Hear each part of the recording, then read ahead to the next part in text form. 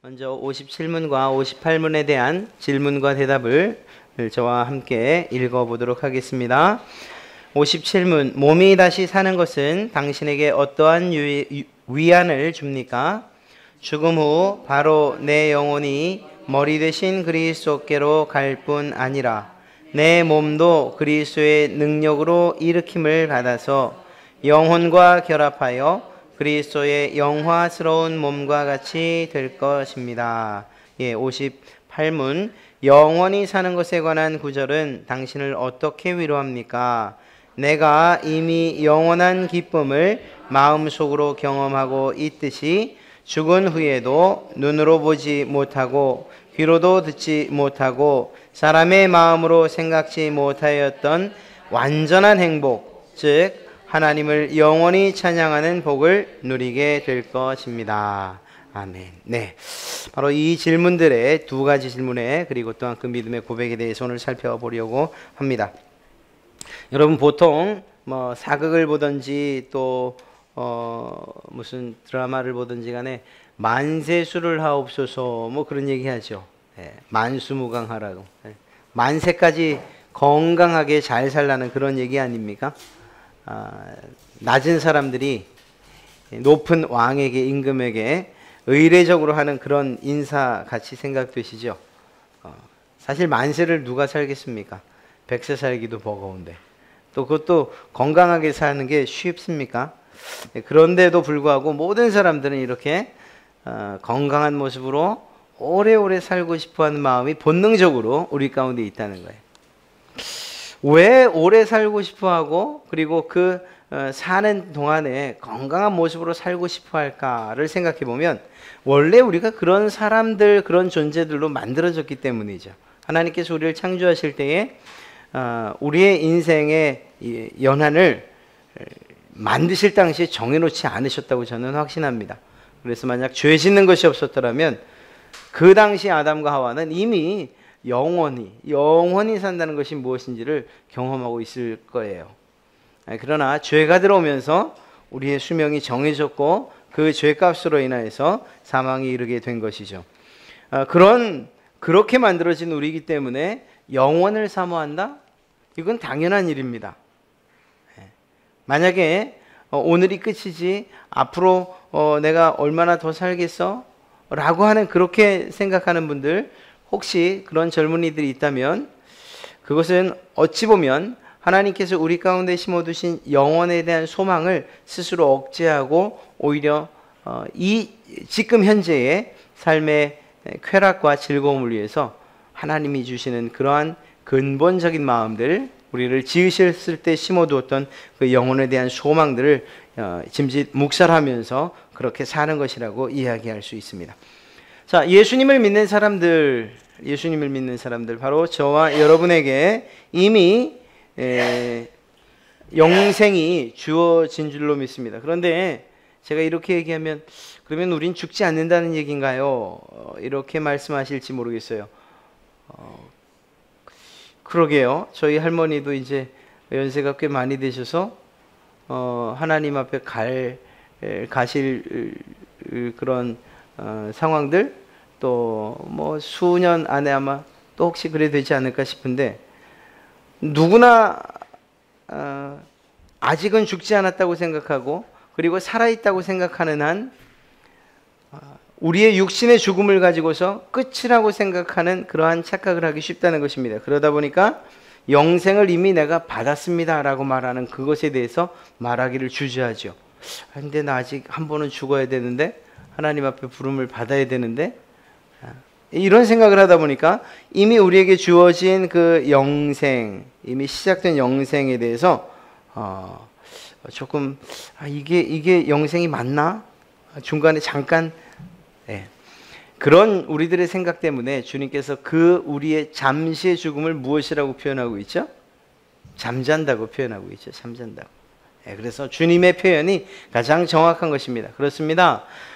요한복음 10장 28절을 보면 내가 저희에게 영생을 주노니 이미 주신다는 거예요. 영원히 멸망치 아니할 터이요 또 저희는 저희를 내 손에서 빼앗을 자가 없느니라. 우리에게 이미 영생이 주어졌다. 믿는 자들에게 주어진 영생이라는 것을 우리는 잘 알고 있어요. 그리고 그것을 우리는 믿어야 된다는 거죠. 혹여 우리가 잠시 죽는 그런 경험을 하게 된다 하더라도 그것은 예수님께서 비유하신 것처럼 잠잔다라고 생각하는 것, 그것이 맞습니다. 그렇습니다. 우리는 이미 영생의 삶을 시작한 사람들이라고 해도 결코 틀리지 않을 것입니다. 물론 성경에서 분명하게 하늘나라에서 시작되는, 우리의 죽음 이후에 시작되는 영생에 대해서 이야기하고 있고, 오늘은 또 그것을 살펴볼 터인데요. 그렇다 손치더라도 지금 사는 이 삶이 우리의 영원한 삶과 연결되고 또 상관관계가 있다는 사실을 생각해서 우리가 이 세상에서 어떻게 살 것인가를 더 깊이 묵상하는 그러한 시간이 되었으면 참 좋겠습니다. 예수 그리스도로 인한 영원한 삶 또는 그 영생이라고 표현되는 것은 이미 시작된 것이죠. 시작된 것입니다.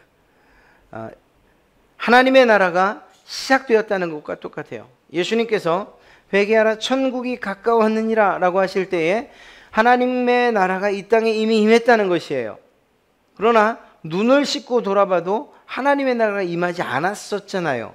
정확하게 얘기하면 오히려 하나님의 나라가 임했다고 했음에도 불구하고 예수님을 믿는 수많은 사람들이 옥에 갇히고 짐승의 밥이 되고 또 때로는 석회동굴 안에서 삶을 마치고 하는, 이렇게 천국 같지 않은 모습들로 세상을 떠난 사람들이 더 많잖아요. 그런 믿음의 선배들이 더 많잖아요.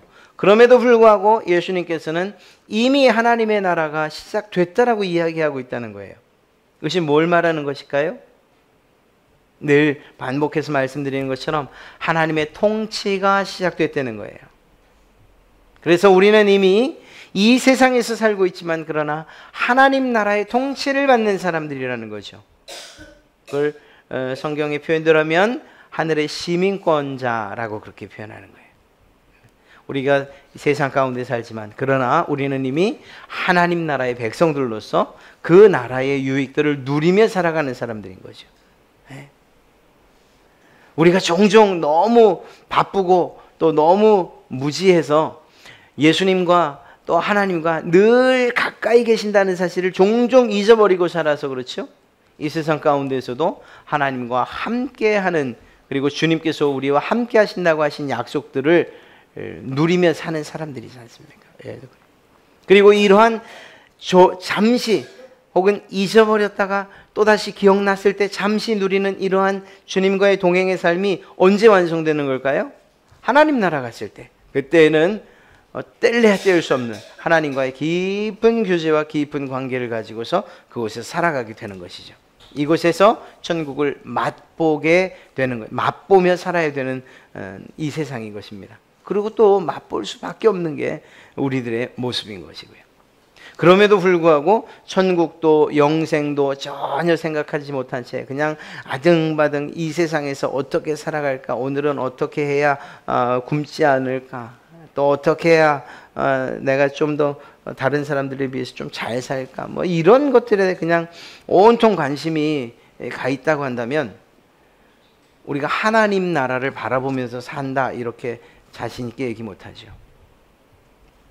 하늘을 소망하고 그곳의 삶, 영원한 삶을 소망하는 사람들이라면 그럼 이 땅 가운데에서 우리가 어떻게 살아야 하는가, 정말 우리에게 중요한 것이 무엇인가, 이것들을 깊이 생각하고 연관지어 생각할 수 있어야 된다는 것입니다. 그러면서도 우리가 감사할 일은 무엇인가, 말씀드렸던 것처럼 이 세상을 살아가지만, 그래서 정말 광야와도 같은 세상이지만 그 가운데에서 하나님께서 함께 하시는, 또 주님께서 베푸시는 그 은혜들을 종종 우리가 정말 주님을 바라보기만 하면 그때마다 그 은혜를 누리면서 살아간다는 거죠. 마른 땅에 단비가 내린 것 같은 그러한 즐거움과 기쁨을, 또 세상 가운데에서 눈물밖에 없을 것이라고 생각했는데 주님께서 주시는 위로를 받으면서 그러면서 세상을 살아간다는 거예요. 이게 은혜죠. 이런 하나님의 은혜를 우리가 누리면서 살고 있다는 것입니다.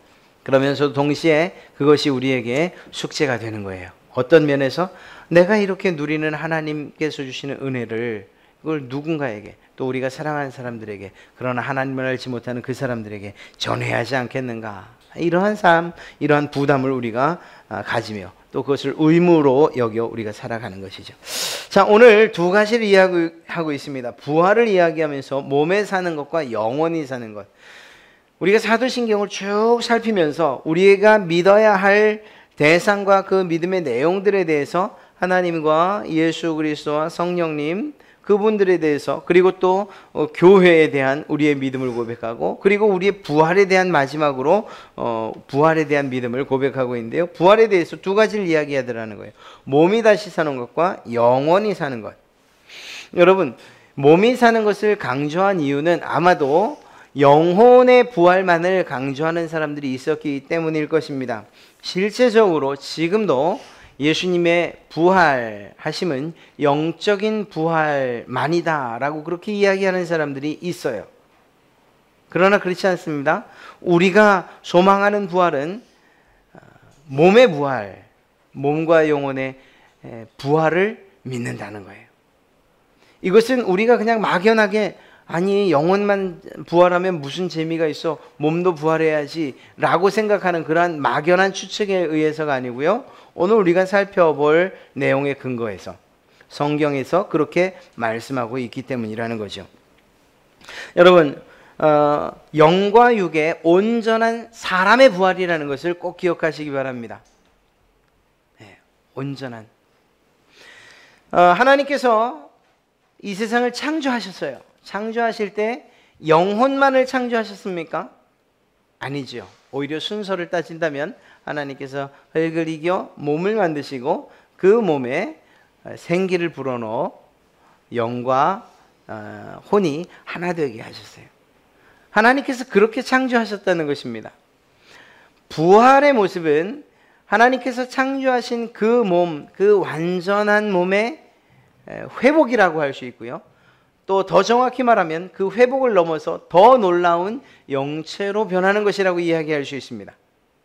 그런 면에서 볼 때에 하나님께서 이 세상을 창조하실 때 영과 육으로 우리의 몸을 만드셨던 것처럼 우리의 부활 때에도 역시 우리의 영과 그리고 또한 우리의 몸이, 육이 하나 되는 그러한 부활을 이루실 것이라는 것을 우리는 알게 되는 것이죠. 더 정확한 것은 예수 그리스도 그분을 살필 때 알 수가 있습니다. 예수님께서 구원의 일을, 우리를 위한 구원의 사역을 이루어 주셨어요. 그리고 그분께서 우리에게 구원을 선물로 주셨습니다. 그 구원이 우리의 몸에 있어서 구성하고 있는 영혼에 관한 구원만입니까? 아니면 몸에 관한 구원만입니까?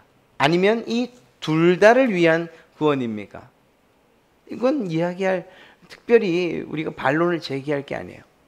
만약에 영혼만을 구원하시기 위했다면 우리는 우리의 영혼은 구원받았습니다라는 그러한 믿음과 더불어 우리의 몸은 그냥 우리 몸이 원하는 대로, 즐거운 대로, 쾌락대로 그냥 막 아무렇게나 굴려도 된다는 그런 생각이 우리의 생각을 지배할 거예요. 또 그것이 사실이라고 한다면 지금 이 자리에 앉아 있을 이유가 없는 거죠. 그러나 그렇지 않습니다. 또 반대로 몸의 구원만이냐? 그러면 우리의 진정한 마치 껍데기와도 같은 몸은 구원받았다 손치더라도 우리의 영혼은 여전히 정말 저주스러운 가운데, 하나님의 저주 가운데서 죽을 수밖에 없고 영벌에 처해진다. 분리될 수 없는 우리의 몸이 그러한 모습으로 취해진다. 이해할 수도 없는 것입니다. 그렇습니다. 예수님의 부활하심과 또한 예수님의 구원하심은 우리의 몸, 즉 몸과 영혼의 그러한 구원을 위해서 이루신 것이고, 그리고 그것은 다르게 이야기하면 우리의 영과 육의 온전한 부활을 주님께서 이루셨다, 이렇게 이야기할 수 있는 것이죠. 이것들의 특성을 좀 더 살피면 우리는 분명히 이것이 몸의 부활이고 영원한 부활이라는 것을 잘 알 수 있게 될 것입니다. 성경에 나와 있는 부활한 몸들, 부활하신 예수 그리스도의 그 몸의 특성들을 좀 살피면 그것이 우리에게 참 큰 위로가 될 수 있어요. 자, 한번 살펴보죠. 우리의 부활, 우리가 부활 후에 갖게 될 그 몸은 썩지 않을 몸이라는 것입니다. 썩지 않을 몸. 참 신기하죠. 고린도전서 15장 42절 말씀을 보면 죽은 자의 부활도 이와 같으니 썩을 것으로 심고 썩지 아니할 것으로 다시 살며, 썩지 아니할 것으로 다시 사는 것, 그것이 그리스도인의 부활이라고 말했습니다. 정말 신기한 게 뭔가 하면 사람이 숨이 끊기고 나면 그 즉시로 사실은 몸이 부패해져 가요. 그러다 보니까 그걸 어떻게 요즘에는 그냥 냉동고에다 넣어서 어떻게든 유지시키려고, 시신을 처리하는 그 동안에는 어떻게든 유지시키려고. 예전에는 그래서 어떻게 했죠? 그래서 향을 피운 거잖아요. 그 상한 냄새를 중화시키기 위해서 향을 피우고. 예전엔 병풍 뒤에다 놨었지 않습니까? 몸은 정말 신기해요. 숨이 끊어짐과 동시에 썩어가기 시작해요. 가만 보면 그러면 이 생명이 끊어진 다음에만 썩느냐? 아니요, 그렇지 않아요. 정말 참 우리 몸이 얼마나 약한가 하면 그냥 이렇게 살아 움직이는 가운데에서도 몸이 썩어갈 수 있어요. 좀 듣기 참 민망스러운 이야기지만 한센병, 문둥병이라는 것도 사실은 그렇고요. 또 우리가 알고 있는 대로 하면 동상 같은 경우에도 그런 지경에 이르를 수가 충분히 있고요. 욕창이라는 것도 사실 그런 거라고 할 수 있죠. 우리의 몸은 실제로 그렇게 썩어지는 것이에요. 죄를 지은 이후에 우리의 몸의 마지막 가능, 그리고 마지막 결과는 뭐냐? 한 줌의 흙이 되는 것, 그것 이상도 이하도 아닌 거예요. 우리의 몸에 관해서만큼은. 그러니까 죄를 짓기 이전이었다면 몰라도 죄를 짓고 난 이후에 우리의 몸이 가는 그 마지막 최종 결론은 흙으로 돌아가는, 썩어지는 것이, 그것이 정상적인 일이라는 것입니다. 적어도 예수님의 부활 사건과 그리고 우리를 위한 구원의 사건이 없었더라면 우리의 몸은 그저 썩어져 가는 것, 그것으로 만족해야 할, 그것이 곧 자연의 이치요 순리라고 그렇게 여겨야만 될 그러한 일들이라는 거예요. 우리의 몸이 썩는 것에 대해서. 그러나 오늘 예수 그리스도의 부활과 그 부활의 특징을 생각해 볼 때에 하나님께서 우리를 부활케 하신다라고 할 때에는 결코 썩지 않을 몸으로 우리를 부활하게 하실 것이라는 것입니다. 그래서 영원한 삶이 가능한 것이죠. 우리의 몸이 정말 썩어져 갈 것으로 그렇게 남아있는다면 영원을 이야기할 수 없을 것이라는 것입니다. 더 정확하게 말하면 썩지 않을 뿐만 아니라 우리의 부활하게 된, 우리가 입게 될 그 부활의 몸은 죽을 가능성조차 없는 몸이 되는 거예요. 그게 상상이나 가십니까? 죽을 가능성이 없는 몸이에요. 우리가 죽음 이후에 잠자다가 다시 주님의 부르심을 받아 그때 새롭게 입게 되는 그 몸, 그 부활의 몸은 내가 죽고 싶어도 죽을 수 없는, 여러분 이것이 우리에게는, 믿는 사람들에게는 할렐루야 정말 감사합니다 할 일이지요. 그런데 조금만 생각을 좀 조금만 틀어서 한번 생각해 보시겠어요? 주님을 알지 못한 사람들, 이 세상에서 그 구원의 은혜를, 그 감격을 누리지도 알지도 못해서 그냥 내 뜻대로 그렇게 살던 사람들, 믿지 않던 그분들에게는 죽을 수 없다는 게 그게 너무 힘든 일인 거예요. 견디기 힘든 일인 거예요. 여러분, 지옥에 가서 우리가 죽을 수만 있다면 그러면 얼마나 좋겠어요? 예?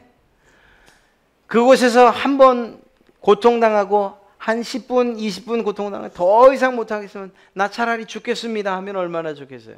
죽을 수 있다면.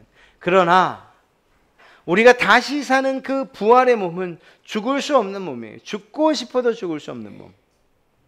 천국을 누리는 사람들, 그리스도인들, 구원받은 자들에겐 그것이 큰 기쁨의 좋은 소식이지만 그러나 영원한 형벌을 받아야 되는 그들에게 죽을 수 없다는 이 사실은 끔찍스러운 일이 될 수밖에 없는 거죠. 이 사실을 한번 생각해 보세요. 그러면 우리가 이 예수님의 부활을 깊이 있게 묵상하고 그리고 영원토록 그리고 또 정말 우리의 몸이 다시 사는 것이란 그러한 생각들을 그러한 믿음들을 우리가 마음속에 새기고 살 수밖에 없는 거예요. 왜? 이 땅에서는 썩는 몸 그것이 정상이라고 말씀드렸잖아요. 힘들고 어려운 몸 그게 정상이라. 그러나 이 땅에서만이 아니라 우리가 살 곳은 이곳이 아니라 영원한 하늘나라라고 생각할 때에 그것을 더 소망하게 되는 것이죠. 그렇습니다.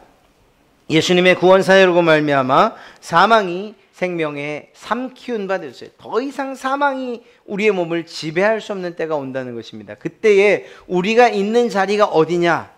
그것은 매우 중요한 거예요. 더 이상 사망이 우리를 왕노릇할 수 없는 그때에 내가 있는 그 자리가 어디냐? 천국이냐 지옥이냐? 이건 그때 가서는 후회해도 아무 소용없는 거예요. 그러니까 이러한 말씀들을 우리의 마음의 경고로 또 성령이 말씀하시는 권면으로 깨달아 내가 주를 더 기리고 또 그 은혜에 감사하고 주님 기뻐하시고 또 그 구원의 소망을 더 확실히 다지고 살아야겠다. 이렇게 산다면 우리의 삶이 얼마나 유익하고 복되겠습니까? 부활의 몸은 영광스러운 몸이라는 거예요. 우리가 부활 후에 입게 될 몸은 영광스러움을 입게 될 거라는 거예요. 고린도전서 15장 43절 말씀 보면 욕된 것으로 심고 영광스러운 것으로 다시 살며라고 하고 있습니다. 사실 우리의 몸은 그렇게 영광스러운 몸이 아니에요. 그러나 우리가 부활 후에 입게 될 그 몸은 영광스러운 것으로 입게 될 것이라는 것이요. 빌립보서 3장 21절에서도 말합니다. 그가 만물을 자기에게 복종케 하실 수 있는 자의 역사로 우리의 낮은 몸을 자기 영광의 몸의 형체와 같이 변케 하시리라. 아멘. 우리의 낮은 몸을 자기의 영광의 몸, 예수 그리스도의 그 부활하신 영광스러운 그 몸의 형체와 같이 우리를 변케 하시리라. 이 얼마나 큰 소망인지 알 수가 없습니다. 골로새서 3장 4절에서 뭐라고 합니까? 우리 생명이신 그리스도께서 나타나실 그때에 너희도 그와 함께 영광 중에 나타나리라. 영광스러운 몸으로 변화되어 예수님과 함께 정말 천국에 입성하게 될 것이다. 이렇게 말씀하고 있는 것입니다. 우리가 얻게 될 부활의 몸은 영광스러운 몸이라는 것이죠.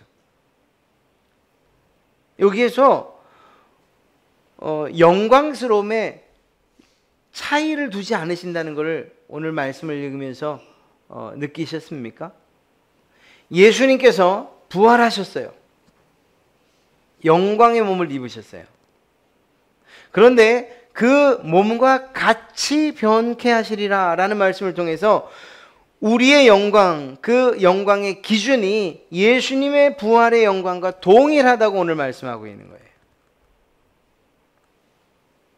여러분, 아마도 이 글을 쓸 때에 사도 바울 무엇을 생각하며 이 말씀을 썼을까요? 예수님의 그 영광스러움, 그 부활의 영광, 이것을 이야기할 때에 어떤 사건을 생각하며 이 글을 썼을까요? 다메섹 도상에서 만났던 예수 그리스도. 그 예수님이 그 영광스러움이 결국 바울을 어떻게 만들었죠? 눈을 멀게 만들었죠. 눈을 멀게 만들었어요. 사람의 눈으로 예수 그리스도의 영광을 쳐다볼 수도 없을 만큼의 영광이었다는 것을 알 수가 있어요. 그런데 그 영광스러움을 누가 입게 되느냐? 바로 예수 그리스도 안에 있는 저와 여러분이 입게 될 것이라는 것입니다. 이게 얼마나 큰 영광인지 알 수 없어요. 큰 소망입니다. 바울이 부활에 대해서 이렇게 확신에 찬 말을 할 수 있었던 이유가 뭘까요? 말씀드린 것처럼 그 영광스러운 부활의 몸을 입고 계신 예수님을 직접 봤기 때문이죠. 사도 요한도 봤습니다. 언제 봤죠? 그가 요한계시록을 기록할 때 그 초반을 보면 예수 그리스도 그 영광스러운 그분을 보고 그냥 기절했다 이렇게 표현하고 있어요. 그런데 그 몸, 그 영광스러운 몸이 결국 누가 있게 될 몸이냐? 바로 예수님을 믿는 그리스도인들이 똑같은 모습으로 입게 될 몸이라는 것이에요. 여러분, 바울을 한번 생각해 보세요. 바울은 눈에 안젤도 있었어요. 그리고 많은 전도 여행으로 인해서 몸은 약해질 대로 약해져 있었고요. 그 가운데에서 매 맞은 것 때문에 상처가 늘 그의 몸에 있었고요. 뿐만 아니라 힘들고 어려운 삶을 살았을 거예요. 그럴 수밖에 없었어요. 그러한 사도 바울 자신의 몸을 보면 야, 정말 이렇게 약한가? 아, 이렇게 비천한가? 또 이렇게 낮은가? 이렇게 욕된 몸인가 싶을 정도의 그 몸을, 자기의 몸을 스스로 쳐다볼 수밖에 없었다고요. 그런데 그가 그 몸을 가지고도 여전히 예수 그리스도를 전할 수밖에 없었던 이유, 그 몸을 가지고도 1차, 2차, 3차, 4차 로마 전도 여행까지 할 수밖에 없었던, 그를 그렇게 움직이게 했던 이유가 뭐냐? 내가 지금은 이렇게 욕된 몸이지만 그러나 예수 그리스도, 내가 그때 그 다메섹 도상에서 봤던 그 예수 그리스도, 그분의 영광스러운 몸으로 내가 곧 변화될 것이라는 것을 확신하고 있었기 때문이에요. 우리가 이 세상에 살면서 예수님을 믿으며 해야 하는, 우리의 감당해야 하는 사명들이 많아요. 그게 쉽냐? 쉬울 수가 없어요. 예배 하나 드리는 것도 어렵게 생각하는 이 시대에 교회 안에서 어떤 일들과 사역을 하고 봉사를 하고 또 여러분이 있는 그곳에서 그리스도를 증거하고 선포하는 일들 어려워요. 어렵게 느낄 수밖에 없어요. 실제로 어렵고. 그럼에도 불구하고 그 일을 끊임없이 기쁨으로 해나가야 하는 이유, 그럴 수밖에 없는 이유가 뭐냐? 우리가 그 몸 이후에 입게 될 영광의 몸이 있다는 사실을 알기 때문인 거죠. 이걸 바꿔 이야기하면 여전히 힘들고 그냥 예수 믿는 것도 힘들고 일하는 건 더 힘들고 사명 감당하는 건 정말 죽기보다 더 싫고 그럴 수도 있어요. 그 얘기는 무엇이 없는 것이죠? 영광스러운 부활에 대한 소망이 없는 거예요. 그냥 이 땅에서 믿는 것, 그것이 다라고 생각하는 그러한 오류를 갖고 있기 때문에 힘들 수밖에 없는 거예요. 아이들도 야, 너 이것만 해놔, 이 숙제만 해, 그러면 오늘 실컷 놀 수 있어. 너 이것만 해, 그러면 아빠가 맛있는 거 사줄게. 그럼 그게 힘들고 어렵지요. 그거 아무런 약속 없으면은 그거 하루도 가고 이틀도 가고 3일도 갈 수 있는 그런 숙제들, 정말 놀라운 능력을 발휘해서 한두 시간 만에 뚝딱 끝내요. 이유가 뭐죠? 그걸 하는 게 쉬워져서 갑자기 쉬워졌을까요? 아니요, 그럴 리가 있나요? 똑같이 어렵지요. 그럼에도 불구하고 끊임없이 끙끙대면서 한두 시간 안에 그냥 후다닥 집중해서 하는 이유가 뭐죠? 약속이 있잖아요. 약속이. 그거 하고 나면 논다. 그거 하고 나면 맛있는 거 먹는다. 이런 확실한 약속이 있잖아요. 아이들도 그래요. 우리 믿는 사람들에게 있어서 이러한 부활에 대한 소망이 없다면 우리는 정말 우리의 믿음 생활이 힘들 수밖에 없어요. 예배하는 거 정말 힘든 거예요. 예배하러 나오는 시간 아까울 수밖에 없는 거고요. 예배하면서 은혜 받는 것, 그건 남의 얘기처럼만 들리는 거예요. 즐거움으로 믿음 생활한다? 이건 상상할 수도 없는 이야기예요. 무엇이 없으면 부활에 대한 소망이 없고 천국에 대한 소망과 기대가 없으면 우린 그렇게 살 수밖에 없는 거예요. 말씀드렸잖아요. 로마의 카타콤, 그 석회 동굴은 한번 들어가면 어찌나 길이 험하고 그리고 꼬불꼬불한지 들어갈 때 표시를 해두지 않으면 나올 수가 없는 그런 곳이에요. 그래서 전해지는 이야기에 의하면 물고기 표시를 해서 혹은 자기들만이 아는 표시를 해서 그곳에 그리스도인들이 숨어 지내고 그리고 잠시 또 나왔다 다시 들어가고, 그리고 그곳에서 낳은 아이들은 그곳에서 죽기까지 하는 일들도 있었어요. 평생 햇빛도 보지 못한 채. 아니 그 일을 왜 하냐고요. 왜 그들이 그 지하 동굴 가운데에서 다른 사람들 로마의 지배 아래 있지만 그러나 그럼에도 불구하고 거기서 자유를 누리면서 편안하게 잘 먹고 잘 사는 그 시대에 그들은 왜 그 굴 속에 들어가서 한평생을 사람 같지 않게 그렇게 살았냐는 거예요.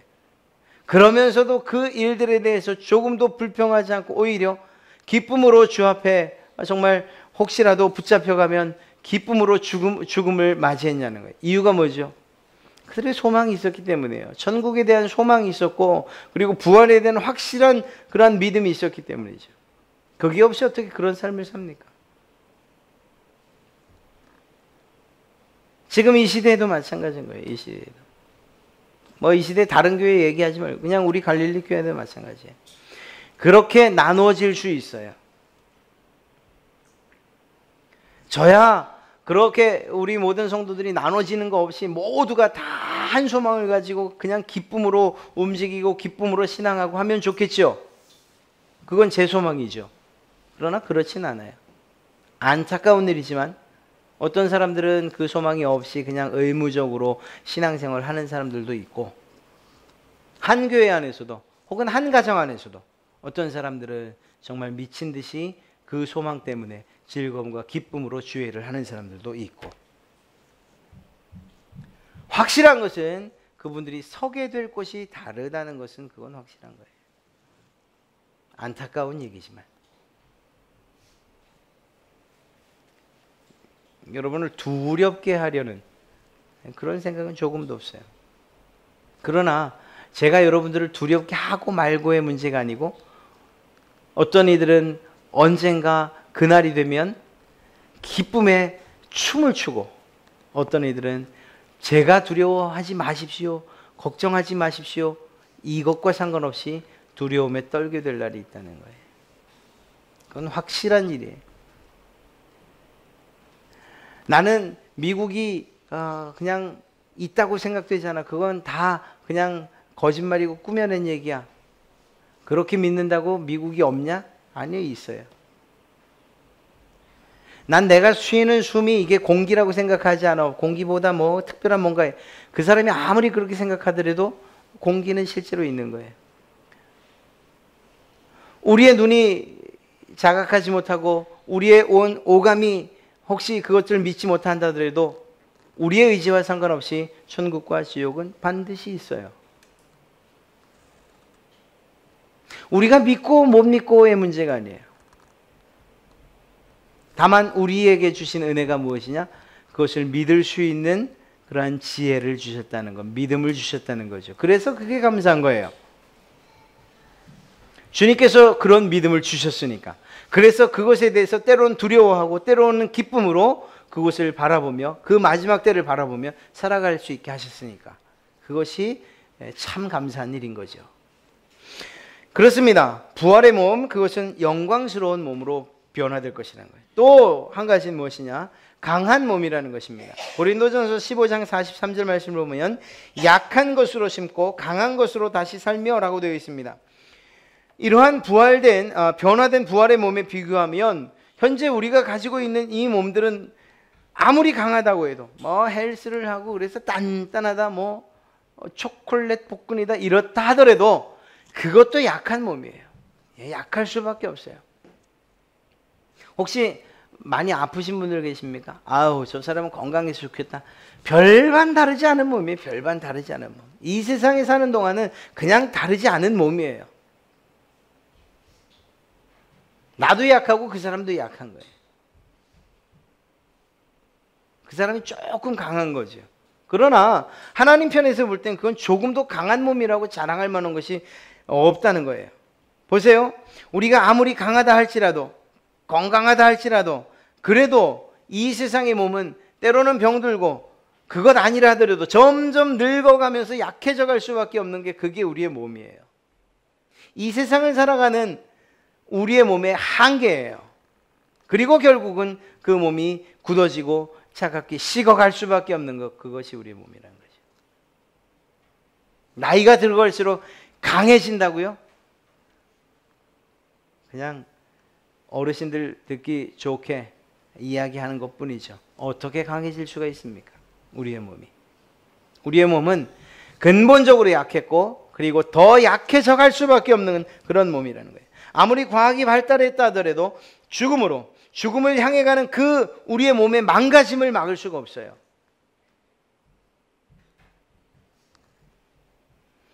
저보다 나이가 한참 어린 사촌 동생 얼마 전에 만났는데, 형, 벌써 50견이 왔어요. 야, 내가 50이 안 됐는데 네가 50견이 오냐? 앉아서 뭐만 하다 보니까 이게 약한 몸이라는 거예요. 약한 몸. 우리의 몸이 그렇다 하는 거예요.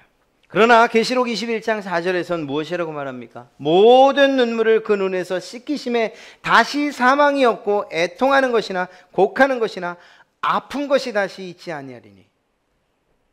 우리가 누리게 될 부활의 모습, 그리고 그 부활의 몸, 그리고 그 부활의 몸을 가지고 살 그곳에는 눈물도 없고 오늘 말씀한 대로 하면 아픈 것도 없다는 것입니다. 그런 면에서 우리가 기독교인들의 장례식 그 모습이 세상의 장례식과 다른 거예요. 또 유언을 남기듯 돌아가시는 분들이 내 장례식에서는 울지 마시게, 이런 이유가 거기에 있는 거예요. 나 좋은 천국으로 하는데 왜 그렇게 우나? 그렇다고 흐르는 눈물을 어떻게 막겠어요? 그 살아온 정이 있는데. 그러나 그 정이 이제는 다시는 못 보고 이제는 차가운 땅 속에서, 그래서 우는 눈물이 아니라는 거예요. 그냥 단지 헤어지고 다시 못 본다는 그 아쉬움 때문이지, 오히려 오늘 말씀대로 생각한다면 죽음을 앞두고 유언처럼 울지 마시게 라고 했던 그분들의 말이 정확한 거예요.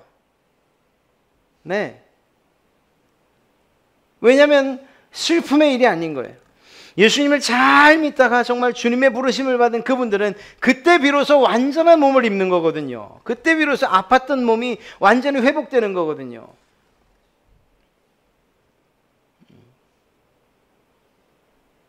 속이 망가졌던, 겉이 망가졌던, 부러졌던, 혹은 그 이상이던, 그것과 상관없이 주님 앞에서는 그날 정말 죽음의 문을 열고 다시 한 발짝 내딛는 그때에 우리는 완전한 몸을 입게 될 것이거든요. 사랑하는 성도 여러분, 그렇습니다. 애통하는 것, 곡하는 것, 아픈 것뿐만 아니라 죽지 않을 정도로 매우 강한 몸, 그것이 우리의 부활의 모습이라는 것입니다. 기대되지 않으십니까? 기대되지 않으세요? 지금 뭐 조금만 걸어도 정말 제가 죄송하잖아요. 여러분, 우리 예배당이 3층에 있는 게 제가 만든 건 아니지만 어쨌거나 죄송한 일이에요. 그냥 올라오실 때 보면 그냥 힘들게 올라오셔서 한층 올라서 한층 내려온 게 정말 얼마나 감사한지 몰라요. 그럼에도 불구하고 힘드시죠. 그래서 엘리베이터를 올라고 해봤다니까요. 근데 이게 쉽지가 않더라고요. 비용 문제도 비용이고, 비용은 벌써 한 8천 이상 들어가요. 밖에다가 3층까지만 딱 올라오게 하는데도. 그것도 문제고, 그 다음에 그걸 할 경우에 우리 건물에 반드시 구비돼야 될 주차 대수, 그것도 생각해야 되고요. 면적도 생각해야 되고요. 위에 사선도 봐야 되고요. 복잡한 게 너무 많아요. 쉽지 않더라고요. 이렇게 우리가 약하잖아요. 그런 몸이잖아요. 그러나 그러면서도 그 몸을 끌고 왜 올라오시냐? 영원한 천국을 소망하는 그런 소망이 있기 때문에 올라오시는 거잖아요. 저는 그렇게 확신합니다. 사랑하는 성도 여러분, 그렇습니다. 우리의 부활의 몸은 우리가 상상하는 것 이상으로 강한 몸이 될 것이라는 거죠. 마지막으로 무엇을 말씀하시느냐? 부활된 우리의 몸이 어떤 몸으로 변화되느냐? 신령한 몸으로 변화된다고 그렇게 기록하고 있습니다. 우리가 이 땅에서 경험하는 육체, 그것과는 정말 다른 그러한 몸이에요. 무엇에서 가장 다를까요? 신령하다는 것을 생각할 때 어떤 면에서 가장 다를까요? 지금은 말이에요. 지금은 여러분 안에 성령님이 계셔요. 그럼에도 불구하고 때로는 그 음성을 듣지도 못할 뿐만 아니라 성령님께서 여러분에게 어떤 이야기를 하시면 그리고 또 명령하실 때에 그것들 짐짓 못 들은 척 혹은 거절할 수도 있고 안 하겠다고 버팅길 수도 있어요. 그런 몸이에요. 그러나 그런 몸을 가지고서 어떻게 신령한 몸이라고 할 수 있겠어요? 신령이라는 것, 그것은 우리 가운데 주님이 계시고 우리가 주님 안에 있고 그래서 우리가 하는 그 일들은 결국 주님이 생각하시는 그 일대로 움직여 갈 때 그때 비로소 신령한 몸이라고 하는 거예요. 그래서 죄와 상관없는 몸이 되는 거예요. 그래서 죄와 상관없는. 그래서 죽을 수도 없는 몸이 되는 거죠. 이 땅에서야 신령한 몸, 그냥 거룩한 모습으로 한두 번 정도 움직이고 또 몇 날 며칠 그리고 또 뭐 그래요. 한 몇 년 정도 그렇게 우리가 주님 부르시기 전에 신령한 모습으로 그렇게 살아간다 칩시다. 그러나 진짜 신령한 몸은 아니에요. 그 안엔 여전히 성령과 내 몸이 내 생각이 싸우는 일들이 날마다 있기 때문이죠. 그래서 어떻게 신령한 몸이라고 할 수 있겠습니까? 우리 안에 계신 성령님께서 말씀하신 대로 생각하신 대로 우리가 그렇다 말다 싫다 좋다 이러한 생각을 할 겨를도 없이 우리는 주님의 뜻대로 움직여 가게 될 그때에 비로소 신령한 몸이라고 하는 거죠. 신령한 몸이라고 할 때 그게 이런 의미는 아니에요. 몸 없이 그저 영혼만 있는 몸 아니에요. 그래서 몸이 다시 사는 것을 강조하고 있는 거예요. 신령하다. 그걸 혹시 귀신처럼 그렇게 생각하시는 것 아닙니까? 생각하셔도 괜찮아요. 그게 아니라는 걸 아시면 돼요. 왜 괜찮은가? 예수님의 제자들도 그렇게 생각을 했었잖아요. 예수님이 부활하신 이후에 제자들에게 나타나셨어요. 예수님의 나타나심을 보면 제자들이 많이 근심하고 걱정하고 그러고 있을 때에 제자들 앞에 턱 나타났어요. 그런데 문을 열고 들어오신 게 아니었어요. 어떻게 들어왔을까? 하여튼 그냥 앞에 서 계셨어요. 그런 몸이셨어요. 그러니까 귀신처럼 그렇게 생각할 수밖에 없었죠. 그래서 제자들이 혹시 귀신 아닌가? 우리가 잘못 본 것 아닌가? 이런 생각을 갖고 있는 걸 아시고 예수님께서 뭐라고 하시죠? 야, 내 손과 발을 보고 나인 줄 알아라. 그리고 보고만이 아니라 뭐라고 곧이어 말씀하시는가 하면 또 나를 만져봐. 쉽게 우리 표현대로 귀신은 너희가 생각하는 대로 귀신은 살과 뼈가 있냐? 없지. 그러나 너희가 보는 바와 같이 나는 있다 이렇게 말씀하셔요. 이게 만져진다는 거예요. 감각적으로. 예수님의 부활의 몸이 그랬다는 거예요. 그러니까 신령이라고 할 때 영혼만 있는 영혼의 부활만을 생각해서는 안 된다는 거죠. 몸의 부활과 동시에 그리고 그 몸이 그리고 그 영혼이 예수님의 명령과 예수님의 뜻대로 움직여져 갈 수 있는 그런 몸을 이야기하는 거예요. 영혼은 먹는 것이 필요치 않죠. 그러나 먹을 수 있는 몸이에요. 이거 예수님을 통해서도 알 수 있어요. 예수님께서 제자들 그들 앞에 나타나 직접 드셨잖아요. 변화된 몸이 먹을 필요가 없을 것 같아요. 먹는 것으로 사는 몸이 아니니까. 그러나 먹을 수 있는 몸이라. 정말 저는 어떤 몸일지 아직 모르겠어요. 그런데 그런 몸이에요. 우리가 상상하는 것 이상으로 놀라운 몸. 그 몸으로 우리가 변화되어진다는 거죠. 벽을 사이에 두고 나타나는 시공을 초월하는 엠마오에 있다가 그냥 어느 순간 사라지는 그러다가 또 겟세마네 그 갈릴리 바다에 나타나죠. 그리고 제자들이 모인 곳에 오시고 그러면서도 여전히 신령한 그러면서도 몸이 있는 성령님의 뜻대로 완전히 순종하는 불순종과 거역할 수 없는 그런 몸 그것을 바로 신령한 몸이라고 이야기하는 것입니다. 여러분 이렇게 우리가 변화된 몸을 조목조목 공부하는 이유가 무엇이고 그것의 유익이 무엇일까요? 사실 우리가 부활에 대한 몸을 생각하지 않아도 우리 그냥 살다가 예수 믿으면 그냥 그렇게 해서 부활하는 몸이 될 거예요. 말씀드렸던 것처럼 우리가 믿고 안 믿고 상관없이 우리 예수님을 믿습니다라는 그 한마디로 인해서 우리가 부활의 몸을 입게 될 거예요. 그럼에도 불구하고 우리가 살아가는 동안에 주님 부르시는 그때까지 부활의 몸을 고백하는 몸이 다시 사는 것과 영원히 사는 것을 믿습니다라고 이렇게 고백하며 날마다 부활의 몸을 기대하고 소망하는 이유가 무엇이겠냐는 거예요. 세상에서 살기 때문입니다. 세상에서 살기 때문에. 세상은 끊임없이 우리를 유혹해요. 유혹.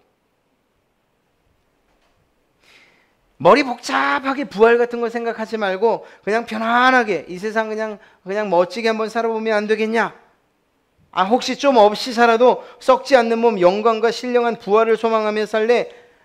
그러지 마. 그런 거 하지 마. 그거 힘든데 그래서 이것도 저것도 절제하면서 하는 거 그거 하지 말자. 그냥 좀 편안하게 살고 잘 먹고 잘 사는데 좀 초점을 맞춰 살자. 그러면 뭐라고 해? 그냥 사는 건 이 세상 한 번뿐이지 뭘 두 번 살 일이 있겠다고. 우린 두 번 살잖아요. 다시 태어나서 이 땅에서 살려면 다시는 살지 않겠지만 우리는 주님 앞에서 다시 살게 될 몸들이잖아요. 그런 면으로 생각할 때 이 세상 가운데 사는 우리들 마치 주님이 말씀하셨던 것처럼 늑대 이리 가운데 던져진 양과 같은 모습이라는 거예요. 두려움에 떨면서 살 수밖에 없는 그런 모습이죠. 마치 초대교회의 그분들의 모습들처럼. 그럼에도 불구하고 주님은 말씀하는 거예요. 야, 연약하냐? 부족하냐? 그리고 또 두렵냐?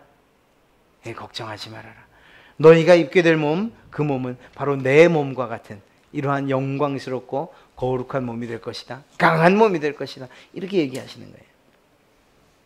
앞서 말씀드린 것처럼 우리는 천국을 경험하며 살아가야 되는 사람들이라는 거죠. 하나님 나라의 백성으로 살아가는 그런 사람들이라는 것입니다. 이 사실은 우리의 삶이 영원한 생명을 살기 시작했다는 것을 의미하는 거예요. 그러니까 우리가 세상을 살아가면서 잠시 죽는 일이 있다 할지라도 잠을 자다가 호련히 다시 깨는 것처럼 그렇게 영원한 삶을 다시 시작하게 될 것이라는 것이죠. 그렇기 때문에 우리는 언제나 즐거움으로 살아갈 수 있는 거예요. 힘들고 어려운 일들이 없다는 것이 아니라 그것들을 이겨낼 힘이 무엇으로부터 시작되느냐? 부활의 몸을 생각하는 것으로부터 힘과 능력이 주어진다는 거예요. 이 세상을 이겨나갈 수 있는 힘과 능력이. 기쁘고 즐겁게 살아갈 일. 목사님 정신 나갔습니까? 지금 세상이 어떤 세상인데 기쁘고 즐겁게 살아간다고 말씀하십니까? 예, 맞아요. 세상이 우리가 즐겁고 기쁘게 생각할 만한 일들이 단 하나도 없어요. 생각하면 돈 걱정해야 되고 자식들 걱정해야 되고 위로 걱정해야 되고 아래로 걱정해야 되고요. 어제 걱정한 것 또다시 끄집어와서 오늘 걱정해야 되고요. 그것이 내일 또 우리를 걱정하게 할 거예요. 그럼에도 불구하고 그러한 세상 가운데서 어떻게 기쁘고 즐겁게 사는가? 우리가 입게 될 부활의 그 모습, 주님을 닮은 부활이 우리에게 소망이 되고 기대가 되기 때문인 거죠. 그렇습니다. 우리에게 소망이 없으면, 부활에 대한, 천국에 대한 소망이 없으면 우리는 정말 슬플 수밖에 없어요. 오늘 사도 바울도 그 얘기를 한 거잖아요. 만약에 죽은 자가 다시 살아나지 못한다면 내일 죽을 터이니 먹고 마시자 그렇게 말하겠다는 거예요. 그러나 우리가 그러한 모든 유혹들을 뿌리치고 여전히 주님을 믿는 그 일이 쉽지 않지만 어렵지만 힘들지만 그렇게 그 좁은 길을 걸어가는 이유는 그 길의 끝에 우리를 맞이하시는 그분이 계시고 또한 우리가 입게 될 부활의 그 영광스러운 몸이 있기 때문이고 우리가 살 천국이 있다는 것을 확실히 믿기 때문인 것입니다. 세상의 어려운 일들과 또 힘든 일들, 또 우리를 슬프게 하거나 혹은 좌절하게 하는 일들 있습니다. 그러나 그것들이 여러분들의 소망 때문에, 부활에 대한 소망과 천국에 대한 소망 때문에 그 모든 것들이 능히 정말 여러분 안에서 이겨지는 일들이 되기를 바랍니다. 주님께서 여러분에게 큰 은혜를 베푸시기를 바랍니다.